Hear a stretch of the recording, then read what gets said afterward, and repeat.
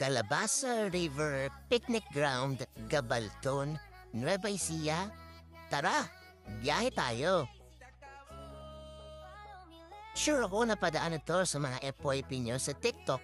Kung isa ka sa mga gustong puntahan sa Calabasa, or siguro baka nasa bucket list mo ito. Para sa iyo ang video na to. Here's your complete guide to Calabasa River Picnic Ground, Gabaldon, Nueva Ecija. And kung interesado ka malaman kung magkano ang total expenses namin, tapusin mo ang video. We started our journey at around 7:30 a.m. Galing kami guys ng General Trias Cavite. So we took Cavitex, Naiyats, Skyway, NLEX, PPLEX, and then yung CLEX. Yung CLEX guys ay yung bagong expressway from Tarlac, Cabanatuan. And ang kinagandahan, free of charge siya, wala siyang bayad, walang toll. And mas pinadali yung travel from Tarlac to Cabanatuan. So yung nakita nyo sa unang part ng video, that's 12:30 p.m. already. We reached Cabanatuan Market after 5 hours. So medyo na-traffic lang kami sa NLEX.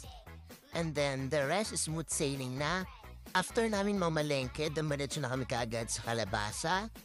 Going to Calabasa from Cabanatuan, tuloy-tuloy naman siya pero may mga part na kailangan yung huminto dahil ginagawa yung daan. From Cabanatuan to Calabasa, Gabaldon, siguro ang traffic ay naglalaro sa 30 to 45 minutes. Dahil dun sa mga ginagawang kalsada. Then nakarating kami sa Calabasa from Cabanatuan Market. By the way, 1 hour din pala kami doon sa Cabanatuan Market. Na-reach namin yung Calabasa na around 3:30 or 4 in the afternoon. After that, kumain muna kami kasi sobrang gutom na kami, hindi pa kami nagla-lunch. So, prepare muna namin yung lunch namin. Shoutout nga pala sa adobong baon namin na nakalimutan namin sa Cavite. Shout out to you. I hope na masaya ka dyan sa bahay. Di ka namin nakain. Guys, kung gagamit kayo ng Waze, huwag na huwag kayong maniniwala kayo Waze kasi kagaya niya nung naligaw kami. Yan ang tinuturo niya Calabasa pero ewan ko walang daan dyan. So bumalik pa kami. And then, yung susunod na likuan, doon na yun, that's Gate 2. So, dito sa Calabasa River Picnic Ground, meron 3 gate. Sabi ni ate, meron daw Gate 1, Gate 2, and Gate 3. So, itong nakikita nyo sa video, that's Gate 2. December 21 pala kami nagpunta dito, so bawal pa ang overnight. Syempre, pinakaiusapan namin sila ate kasi nga galing pa kami ng General Trias Cavite and napakalayo ng binahe namin para dito. And talagang popeto na indala namin pang camping guys, so hindi pwedeng hindi matuloy itong overnight. So nakiusap kami and then sinabihan kami ni ate na meron naman daw dun sa Gate 3. Pwede mag-overnight doon kasi mataas. Mataas yung lugar, yung camping ground, so pwede doon. So nagbayad lang kami ng 1,500 para sa kubo. Ilang paon na yun guys. And yung tent pitching wala siyang bayad. So 3 yung tents namin, walang bayad yan. Yun lang talaga binayaran namin yung 1,500 for overnight stay. And kung daily tour naman or day tour naman, 500 pesos lang.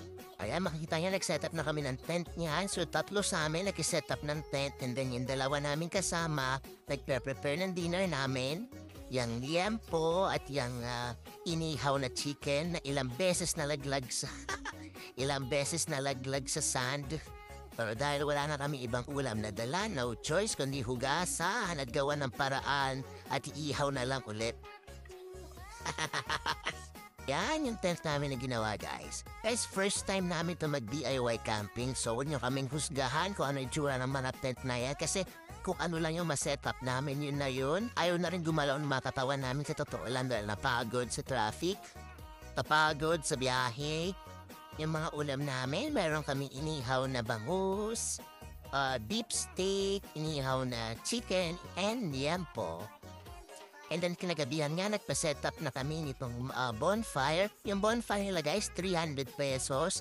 Pero pinakiusapan namin, sabi namin, mag-roast lang kami ng marshmallows. So baka pwedeng babaan. So binabaan nila guys, half the price, 150 pesos lang yan. So 150 pesos, meron ka ng bonfire. So yan, yung mga panahon na yan, nakaligo na kami. And then chill na lang kami. Pa-chill-chill na lang, inom-inom, konting inom lang, tamang inom lang guys. And then ayan, roast tayo ng marshmallows. Then mga alas 12 na siguro ng madaling araw, nag-decide na kami mag-lights out. So tulog na kami guys, pahinga na muna. And then ayan yung kinabukasan. So yan yung makikita mo guys, pagkagising mo sa umaga. So nasa higher ground pala kami guys, kita nyo naman tumaas yung river. Oh. Kung nasa baba kami, baka inaabot na kami. So yan, maganda pa rin naman dito guys, kita nyo pa rin yung view ng bundok at syempre nung river. Noong mga panahon na to guys, hindi maganda yung kulay ng river kasi umulan daw and parang kulay puti siya na something. So hindi na rin kami naligo. Kung gusto mo mag-relax, magtanggal ng stress, yan. Perfect tong place na to para sa iyo. Ayan yung mga setup namin, tentinay ang kakaalat. Pero okay lang guys, kasi first time namin. And hindi talaga namin alam gagawin, hindi namin alam kung paano i-setup ng mga canopy na yan. So, sabi nga, experience is the best teacher. So yung pangalawang camping namin, medyo natuto na kami, alam na namin yung gagawin. Kung gusto niyo ng time out sa buhay, perfect tong place na to para sa inyo. Coffee lang kayo sa umaga, sabayan niyo ng music. Talaga namang sobrang relaxing. Si Sara Bareilles pala guys, go-to singer. Dalawa lang yan, kapag malungkot ako, pinapatugtog ko si Sara Bareilles. Kapag masaya ako, pinapatugtog ko si Sara Bareilles. And that time, alam niyo siguro kung ano yung mood ko. Kung nagbabalak kang bumiyahe, nagbabalak kang mag-camping, sign mo na to. Tuloy mo na yung plano mo na yan. Tuloy mo na yan, drawing na yan. Kulayan na natin yung drawing na yan. And pwede ka pala mag-park dito guys. So sa likod ng kubo namin, nakapark yung sasakyan namin. And yan yung CR, sa mga nagtatanong kung may CR. Yes po, merong CR. Okay naman yung CR nila dito, yung CR pang probinsya. Paayos naman, malinis. And then yun nga lang, kada ihe, kada dumi, kada ligo, syempre may bayad. Kasi hindi naman libre yung kanilang kuryente rito. Ito, pagbaba mo dun sa aming camping ground, ito meron silang daanan papunta dun sa river. And kung makikita nyo, wow, hindi maganda yung kulay ng tubig. Medyo malakas yung agos, so hindi na rin kami pumilit na maligo dyan. And nakita namin guys, mga naliligo yung baka, mga kalabaw.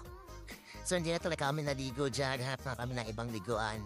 Pa ako ng part 2 na to guys kasi medyo kulang na sa oras, hindi na kaya 10 minutes lang and medyo marami pa pang videos.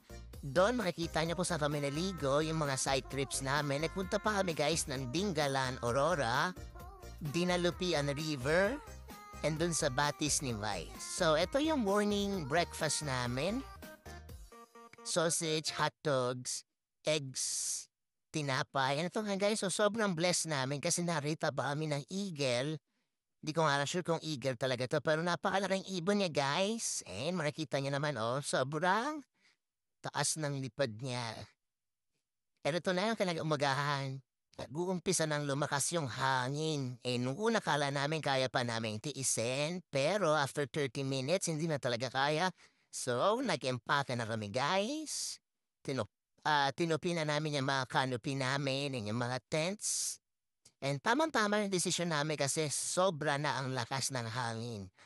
Pagdating yung mga 10, 11 in the morning.